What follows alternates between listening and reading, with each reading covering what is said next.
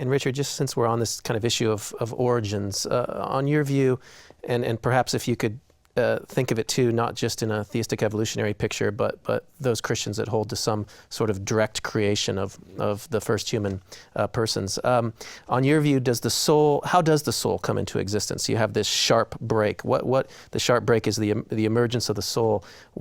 How does the soul come into existence on this? Well, there's two possible theories. Either that, as it were, it's a basic law of nature. The brain, when it reaches a certain form, a certain amount of certain kind of complexity, throws up a soul.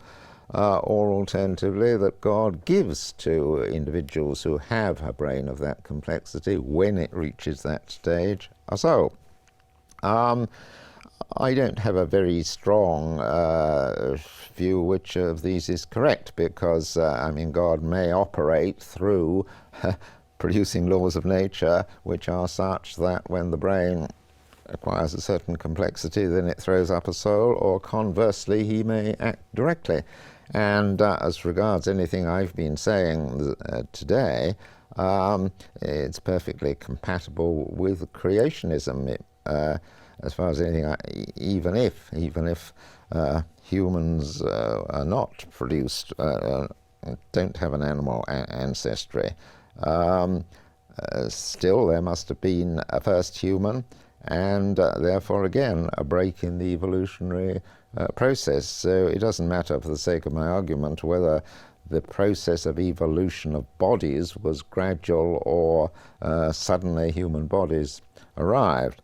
The production of the soul must have happened at a particular time when a particular degree of complexity was there, and that is the all-important difference, not the animal ancestry of bodies. Tim, how would you respond to that? And particularly, again, thinking of, you might think that this emergent individual's view fits better with a theistic evolutionary picture of gradual development.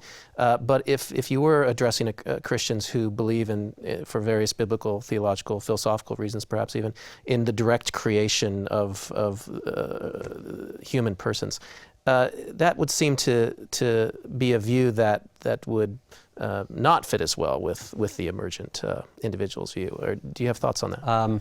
Well, yeah, I think you've answered your own question. I do think, while the view that I'm suggesting is consistent with some sort of notion of special divine intervention in the creation of human persons, it really is tailor-made for trying to integrate with the idea that human beings are embedded in these larger set of natural biological processes, have appeared over as more complex forms of organisms have appeared via purely natural processes, human beings coming at the tail end of that, and that the idea is that even as I develop organismically, I'm acquiring new fundamental capacities as the organism matures. Whereas, so it's an attempt to be sensitive to the idea of gradual development. I agree with a remark Richard made earlier that on any view on which the mentality does not reduce to the physical, there is some discontinuity.